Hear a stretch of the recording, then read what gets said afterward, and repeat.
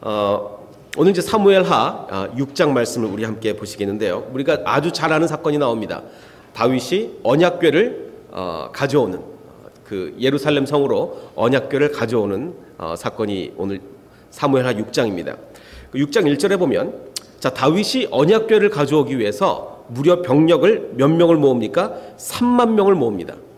사실 뭐 언약궤 가져오는데 몇 명이면 될 텐데 3만 명이나 모아서 그러니까 그 언약궤를 가져오는 것을 굉장한 아마 이벤트로 만들고 싶었던 것 같습니다.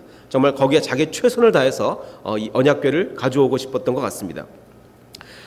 그래서 그들을 모두 이끌고 하나님의 궤를 옮기는데 그 궤가 어디 있었느냐?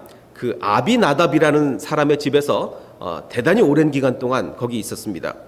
그 집에서 하나님의 궤를 꺼내서 새 수레에 싣고 나올 때 다윗과 온 이스라엘 족속은 여러 가지 악기와 수금과 비파와 소고와 양금과 제금으로 여호와 앞에서 연주했습니다. 그러니까 어마어마한 찬양대를 이끌고 또 3만 명의 병력을 이끌고 굉장한 이벤트를 지금 펼치고 있는 겁니다.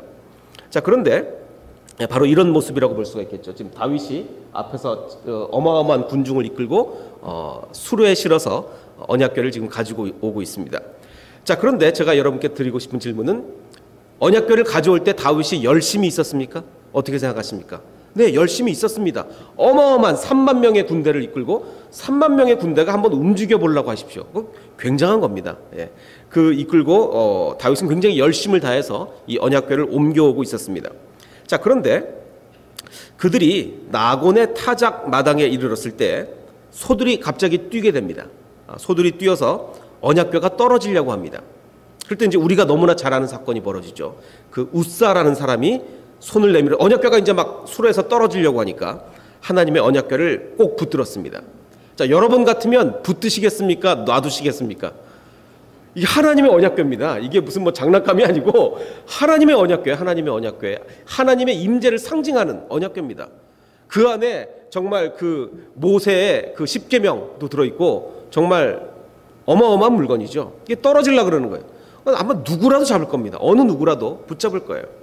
자, 그랬는데 주 하나님이 우사에게 칭찬을 하신 게 아니라 진노를 하십니다. 진노를 하셔서 바로 그 자리에서 치시니 그가 거기 하나님의 궤 곁에서 죽게 되었습니다. 여러분이 다윗이라면 어떤 반응을 보이시겠습니까? 이 상황에 자기는 지금 다윗은 하나님을 섬기겠다고 지금 너무나 오랜 세월 동안 언약궤가 엉뚱한 데 가 있었던 거예요. 엉뚱한 데. 그래서 3만 명의 병력을 이끌고 어마어마한 찬양대를 조직하면서 그 언약궤를 가져오고 있었습니다. 근데 어느 누구라도 붙잡았을 텐데 우사가 붙잡았던 거예요. 바로 그 자리에서 죽었습니다. 근데 개역 성경은 지금 세번역 성경으로는 뭐 우사가 잘못했다는 얘기는 번역이 안 돼 있어요. 근데 옛날 성경 개역 성경에는 우사가 잘못함으로 말미암아 진노하셨다라고 되어 있습니다. 그럼 어떤 게 맞는 번역이냐? 이 사실 잘못했다는 이 히브리 단어가 굉장히 좀 번역하기 어려운 단어입니다. 그래서 영어 성경에도 어떤 성경에는 잘못했다, 어떤 성경에는 잘못했다는 얘기가 없기도 하고 뭐 그렇습니다. 어쨌든 간에 자, 그래서 여호와께서 우사를 치심으로 다윗이 분했습니다. 화가 났습니다. 화가 나서 그곳을 베레스 우사를 치셨다라고 그곳 이름을 그렇게 정했습니다. 그래서 뭐 학자들 간의 견해가 다분합니다. 다윗이 누구한테 화를 낸 거냐? 우사한테 화난 거냐? 너 그걸 왜 잡아가지고 우사한테 화낸 거냐? 아니면 하나님께 화낸 거냐? 아니면 자기 자신에게 화낸 거냐? 뭐 여러 가지 설이 있습니다. 뭐 다윗밖에 모르겠죠. 누구한테 화를 냈는지는. 근데 다수설은 많은 학자들이 주장하기를 하나님께 화낸 거다. 하나님 이럴 수가 있습니까 이거? 지금 우리가 이렇게 공을 들여서 그 언약궤를 가지고 있는데 아마 두 가지가 화가 났겠죠. 왜 거기서 소를 뛰게 만듭니까? 하나님. 그거 좀 잘 가지고 오게 좀 해주시지 좀. 그리고 또 하나는 그렇죠. 우사가 언약궤를 보호하려고 잡은 건데 그 우사를 죽이시면 어떡합니까? 아마 이 두 가지 정도 화를 냈을지도 모르겠습니다. 그래서 다윗이 그날에 당연히 두렵겠죠. 여호와를 두려워하여 이르되 여호와의 궤가 어찌 내게로 오리오? 이거 잘못 가지고 왔다가는 큰일 나겠다. 그래서 안 가지고 옵니다. 그래서 다윗이 여호와의 궤를 자기에게로 가기를 즐겨하지 아니하고 오벳 에돔이라는 사람의 집에 가게 합니다. 글로 가게 해요. 자, 그럼 이 사람은 이거 받고 싶겠습니까? 안 받고 싶겠습니까? 이게 그 언약궤가 좀 히스토리가 있습니다. 어떤 히스토리가 있냐면, 그 전에, 옛날에 그 이스라엘 백성이 이제 언약궤가 왜 엉뚱한데 지금 가 있게 됐느냐? 이스라엘 백성이 전쟁을 하는데 이게 좀 전쟁에 이렇게 이기기가 쉽지가 않은 거예요. 블레셋과 전쟁을 하는데. 그래서 언약궤를 가져오자. 전쟁터로. 언약궤를 전쟁터로 가져오면 하나님이 이기게 해줄 거다. 그러니까 이 언약궤를 부적같이 생각한 겁니다. 부적. 언약궤가 멀리 있으면 지고 가까이 있으면 이길 것 같은, 그러니까 언약궤를 부적처럼 생각을 해서 언약궤를 전쟁터로 가져오자. 가져왔습니다. 그래서 그 전쟁에서 이겼겠습니까? 졌겠습니까? 졌어요. 그래서 블레셋이 그 언약궤를 아예 뺏어가 버립니다. 그래서 이제 블레셋은 야, 이거 아주 신기한 물건이다. 아주 그 영험한 물건이다. 뭐 이래가지고 자기 신 다곤의 신전 앞에 그걸 갖다 놨습니다. 근데 그 다음날 가보니까 어떻게 돼요? 뭐 다곤 신이 막 넘어져 있고 또 그 다음날 가보니까 막 목이 잘라져 있고 막 이렇게 되는 겁니다. 그리고 뭐 수많은 사람들이 막 병에 걸려 죽고 뭐 도저히 감당을 못 하겠네요. 감당을. 그래서 감당을 못 하게 해서 나중에 다시 이스라엘로 돌려보낸 거죠. 돌려보내서 지금 엉뚱한 사람 집에 오랜 세월 동안 가 있었던 겁니다. 자, 이렇게 히스토리가 있으니까 이거 잘못하게 되면 이거 사람들 엄청 죽는다라는 히스토리가 있는데 누구까지 더 죽은 겁니까? 그 언약궤를 보호하겠다고 하는 우사까지 죽은 거예요. 그러니까 이거 잘못하면 큰일 나게 생겼는데 이 오벳에돔이라는 사람이 이거 받고 싶지가 않았을 거예요. 근데 받습니다. 뭐 왕이 시켜서 그랬는지 어쨌든지 받았어요. 자, 근데 제가 몇 가지 질문을 드리겠습니다. 첫 번째 질문은, 하나님은 우리가 늘 가지고 있는 질문, 우사를 죽이신 것이 너무 과한 것이 아닌가. 물론 혼을 낼 수는 있습니다. 너 그거 만지면 안 되는데 왜 만졌냐. 혼을 낼 수는 있어도 어떻게 죽이기까지, 나쁜 의도가 아니었는데 어떻게 죽이기까지 하는가. 이거 첫 번째 질문이고, 두 번째 질문은, 소가 날뛴 것은 우연이었을까 필연이었을까. 우연히 소가 날뛰었을까 아니면 소는 날뛸 수밖에 없었을까라는 질문입니다. 세 번째는, 자, 언약궤를 지금 모신 사람이 그럼 두 명이 나옵니다. 누구냐면 오랜 세월 동안 아비나답이라는 집에 있었고, 그리고 이제 우사가 죽어서 그 오벳에돔이라는 사람 집에 얼마 동안 있느냐? 3개월 동안 있습니다. 딱 3개월 동안. 둘 중에 한 사람이 엄청난 축복을 받습니다. 누가 축복을 받았을까요? 오랫동안 있었던 아비나답이 아니고 3개월 동안 있었던 오벳에돔의 집에 축복을. 이것도 불공평하지 않습니까? 아니, 오래 정말 수십 년, 뭐 정확히는 얼마인지 모르겠지만 아주 오랜 기간 모셨던 그 아비나답의 집이 아니고 딱 3개월 모셨던 그 오벳에돔의 집에 축복을 받은 거예요. 그것도 왜 그런가?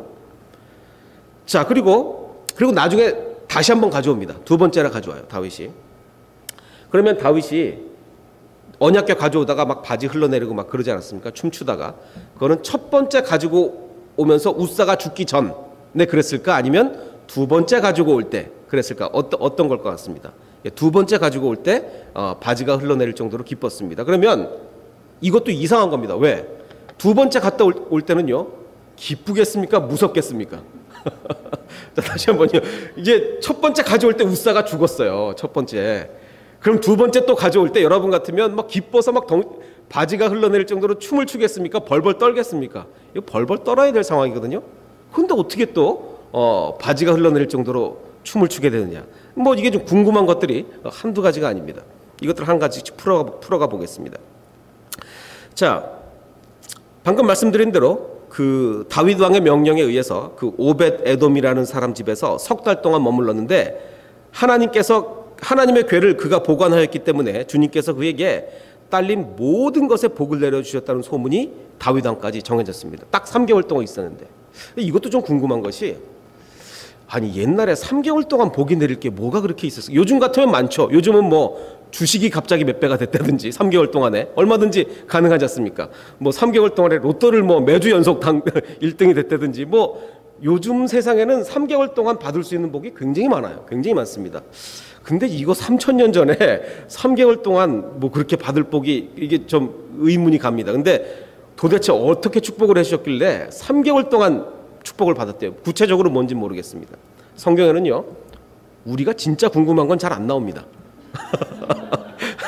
성경은요, 우리가 궁금한 건, 우리는 정말 궁금해요. 야, 3개월 동안에 무슨 축복을 받았길래 이렇게 옛날에. 근데 안 나옵니다. 그런 거 안 나와요. 그 저기 오병이어 기적할 때 어떻게 5천 명 먹였는지 기록돼 있습니까? 우린 그게 궁금하거든요. 그게. 근데 그런 거 안 나옵니다. 절대로 안 나와요. 예. 자, 그런데 벌 받을 사람과 복 받을 사람이 누구냐?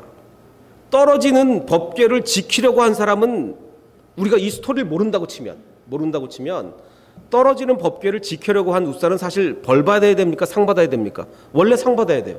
원래는 떨어지는 언약궤를 지키려고 했으니까. 자, 그런데 3개월간, 그것도 뭐 자기 의지도 아니고 뭐 다윗이 시켜서 3개월밖에인데 엄청난 축복을 받았고, 또 수십 년간 보관했으니까 오히려 더 축복을 받아야 될 것 같은데, 아비나답은 뭐 받았는지 안 받았는지 모르겠지만 축복 받았다는 얘기가 없고, 그러니까 이게 좀 혼란스럽습니다. 민수기에 보면 그 성물, 언약궤를 말합니다. 언약궤 위에 기타 그 다른 것들 절대로 만지지 말라고 되어 있습니다. 민수기에. 그러면 만지면 죽는다. 그리고 회막 물건 중에서 이것들은 운반할 때 그냥 운반하면 안 되고 반드시 레위 사람 중에서도 고핫 자손이 매게 되어 있습니다. 또 아무 레위 사람이나 매도 안 됩니다. 레위 사람 중에서도 고핫 자손이 매야만 한다고 이제 분명히 명시되어 있었습니다. 자, 그런데 처음에 운반할 때 어디다 실었다고요? 소가 이끄는 새 술에 실었단 말이죠. 자, 그러면 아마 이런 생각이 들 수가 있죠. 율법을 지키지 않고 엉뚱하게 소에다가 실었기 때문에 하나님은 그 소를 뛰게 만드셨다라고 물론 우리가 해석할 수가 있습니다. 그러니까 이것은 우연이 아닐 수 있다는 거죠. 하나님이 일부러 그렇게, 소가 가다가 우연히 그렇게 된 게 아니라 일부러 그럴 수가 있다는 것입니다. 왜? 율법을 안 지켰기 때문에. 우리 그 머피의 법칙이라고 잘 아시죠? 머피의 법칙이 뭡니까? 꼭 일어날 가능성이 요만큼이라도 있는 나쁜 일은 꼭 일어난다. 예를 들면 뭡니까? 내가 이제 계산대 카운터에 줄을 섰는데 꼭 내 줄만 안 줄어들어요. 다른 줄은 항상 빨리 줄어듭니다. 항상 그렇죠. 그리고 뭐 여러 가지 머피의 법칙이 꼭들 있습니다. 바로 이 사람인데, 에드워드 머피 주니어라는 사람인데요. 원래 미국 공군 대위였습니다. 미국 공군 대위였는데 이제 굉장히 빠른 비행기를 만들기 위해서 여러 가지 실험을 하는데, 실험 조립을 담당한 사람들이 요렇게 잘못 조립될 가능성이 있다라고 생각했는데 꼭 그렇게 하는 거예요. 그래서 이 사람이 이 머피의 법칙이라는 거를 얘기해낸 거예요. 우리가 살다 보면 꼭 요렇게 되면 안 되는데 그런 일이 꼭 일어난다는 거예요. 꼭 일어난다. 그걸 이제 머피의 법칙이다. 그래서 잘못될 가능성이 있는 것은 반드시 그렇게 된다. 자, 그러면 이것이 우연일까, 필연일까라는 것이 제 질문입니다. 머피의 법칙이 우연히 그렇게 내가 이제 줄 서면 꼭 내 줄이 안 줄어들어요. 항상 옆에가 먼저 줄어듭니다. 이게 우연입니까, 필연입니까? 이게 우연입니까, 유명한 머피의 법칙 중에 식탁에서 한국 사람들은 밥 먹지만 서양 사람 항상 빵 먹으니까 빵을 이렇게 먹다가 툭 떨어뜨리는 거예요. 툭 떨어뜨리면 항상 뭡니까? 잼 바른 쪽이 바닥을 향해서 떨어져요. 잼 바른 쪽이. 예. 항상 그렇게 되어 있습니다. 제가 그래서 실험을 해봤습니다. 그래서 10번을 떨어뜨려 봤는데 9번이 잼 바른 쪽으로, 물론 밑에서 제가 종이를 깔고 실험을 했지만 그렇게 되더라고요. 그럼 도대체 이게 왜 그렇게 되는가? 그리고 계산대 줄은 항상 내가 서지 않은 쪽이 빠르죠. 자, 그래서 이거를 근데 머피의 법칙이 유명해지니까 비슷한 아류 법칙들이 막 생겨납니다. 아류 법칙. 그래서 프랑크의 전화의 불가사의, 뭐 이런 법칙도 있어요. 어떤 법칙이냐면, 우리가 항상 전화 와서 이제 전화번호 메모를 하려고 보면 항상 펜이 있으면 메모지가 없어요. 펜이 있으면. 반대로 메모지가 있으면 펜이 없습니다. 그거 참 불가사의죠. 둘 다 있는 법이 거의 없어요. 근데 어쩌다가 이제 둘 다 있으면 전화가 안 옵니다. 이게 이제 뭐 프랑크의 전화의 불가사의라고 그러는데, 어쨌든 이런 일들이 꼭 있단 말이죠. 그러면 이런 머피의 법칙이나 이런 것들이 우연이냐 아니면 필연이냐라는 것입니다. 1997년에 사이언티픽 아메리칸이라는 아주 유명한 과학 잡지가 있습니다. 이 과학 잡지에 이 머피의 법칙을 증명하는 논문이 하나 실렸습니다. 아주 재미있는 논문인데, 그래서 왜 빵이 떨어지면 항상 잼 바른 쪽이 떨어지냐? 옛날에는 어떻게 생각했냐면 잼 바른 쪽이 조금이라도 무거우니까 중력 때문에 밑으로 떨어진다라고 이제 생각을 했습니다. 근데 그거는 그 계산해 보면 절대로 그렇지가 않습니다. 그럴 수가 없어요. 그 차이는 그렇게 될 수가 없는데, 그래서 그 어떻게 계산을 했냐면 대부분의 식탁 높이가 이렇게 빵이 이렇게 떨어지면 빵이 정확하게 반 바퀴 돌아서 떨어질 만한 높이라는 거예요. 대부분 다. 거의 다 식탁의 높이가 비슷하지 않습니까? 그러니까 그걸 이제 계산을 했어요. 계산을 해서 대부분 다 빵이 반 바퀴만 돌아서 떨어지기 때문에 잼은 항상 위에다 바르지 않습니까? 그러니까 잼 바른 쪽이 밑으로 떨어진다라는 걸 계산을 했고, 오케이, 그러면 그게 그렇다면 왜 내 계산줄이 맨날 안 줄어들고 옆에 계산줄이 줄어드느냐? 이건 아주 단순한 겁니다. 계산줄이 4개라고 쳐봅시다. 4개. 그러면 내가 4개 중에 하나 줄을 섰습니다. 자, 그러면 4줄이 제일 빨리 줄어들 가능성은 몇 %입니까? 4분의 1이에요. 4분의 1. 4분의 3은 다른 줄이 먼저 줄어들어요. 다른 줄이. 그러니까 우리는 항상 어떻게 느껴요? 왜 저 줄이 먼저 줄어드는 거야? 내가 아니고. 그러니까 당연히 그렇겠죠. 그러니까 이걸 아주 지극히 당연한 겁니다. 그러니까 그래서 이 사람이 아주 매튜스라는 사람이었나? 하여간 이름은 잘 기억 안 나는데 이 사람이 아주 재밌는 논문을 썼어요. 제가 오늘 이 말씀드리고자 하는 거는 머피의 법칙이 우연이 아니라 필연이었듯이 소가 여기서 날뛴 거, 괜히 날뛴 게 아니라는 겁니다. 괜히 뛰어서 이게 재수없게 우사가 그걸 붙잡아서 죽은 게 아니라 거기서 뛸 수밖에 없었어요. 자, 다시 한번 가보면 그 블레셋에서 이스라엘로 언약궤가 올 때를 생각해 봅시다. 그럼 이스라엘 백성이, 자, 여러분 같으면 분명히 성경 말씀에 써 있단 말입니다. 성경 말씀에 언약궤는 누가 옮겨야 돼요?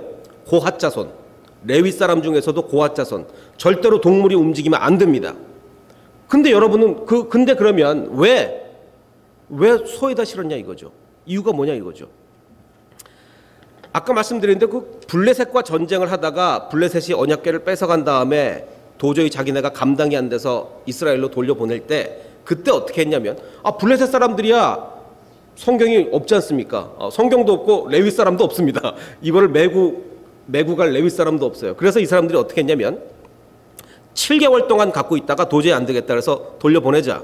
점쟁이를 부릅니다. 점쟁이 부르겠죠. 이거 어떻게 돌려보내야 되냐. 그래서 점쟁이가 뭐라고 얘기했냐면 새 수레를 하나 만들어서 소 2마리를 끌어다가 거기다 태워서 보내라. 그래서 이게 그 새끼 소는 자기네가 갖고 있고 어미 소들을 거기다가 끌고 가게 하는 겁니다. 그러면 어미 소가 새끼한테로 돌아오겠습니까? 엉뚱한 데로 가겠습니까? 당연히 새끼한테로 돌아오지 않겠습니까? 근데 새끼 소를 자기가 가지고 있는데도 어미 소가 곧장 이스라엘 쪽으로 가면 이 재앙이 이 언약궤 때문에 생긴 거니까 그렇게 해서 돌려보내자라고 합니다. 그래서 이 어미 소들이 어떻게 합니까? 뒤도 안 돌아보고 그냥 이스라엘 쪽으로 갑니다. 자기 새끼 소를 뒤로 하고. 자, 이스라엘 백성이요, 이 얘기를 알겠죠. 어떻게 합니까? 올 때 그 언약궤가 올 때 수레에 실어서 왔다더라라는 거 알 거예요. 왔다더라는 거 알 거예요. 자, 그런데 문제는 그러면은 율법을 알까? 아까 거기 분명히 써 있는 고핫 자손이 매야 된다라는 걸 알까? 알았을까요? 몰랐을까요? 알기가 쉽지가 않습니다. 왜냐하면 요즘 같으면요 초등학생들도 알아요. 어떻게 압니까? 언약궤 옮기는 법. 인터넷 검색하면 다 나옵니다. 검색하면. 이거 뭐 율법의 전문가일 필요도 없어요. 요즘 성경에 검색 다 됩니다. 초등학생들도 언약궤 옮기는 법 하면 다 검색돼요. 그러니까 고핫 자손이 옮겨야 되는구나. 고핫 자손 하면 됩니다. 옛날에는 성경이 책으로 안 돼 있습니다. 요즘은 넘기면서 찾으면 되죠. 옛날에는 어떻게 됩니까? 두루마리 돌려가면서 봐야 됩니다. 오랜 세월이 지났어요. 언약궤를 옮기고 난 지 오랜 세월이 지났어요. 그리고 그 언약궤를 받아든 집안 뭐라고 알고 있어요? 언약궤가 소에 실려서 아무 문제 없이 온 걸 알고 있어요. 아무 문제 없이. 그러면 이 사람은 수십 년 동안 아니면 더 오랜 세월 동안 자기 집에 그 언약궤를 보관했지만 두루마리 일일이 펼쳐서 찾아서 어떻게 옮겨야 되는지를 알겠습니까? 아니면 소가 실어서 온 거 알겠습니까? 소가 실어서 온 거 알아요. 소가 실어서 온 거. 그래서 성경은 멀고 경험은 가깝습니다.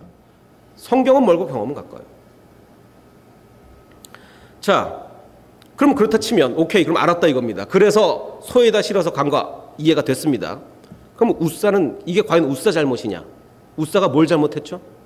여기서 잘못이 드러납니다. 어떤 잘못이 드러나냐면, 그래서 그 누구의 집에 있었어요? 아비나답의 집에 수레가 실어온 그 언약궤가 아주 오랜 기간 있었습니다.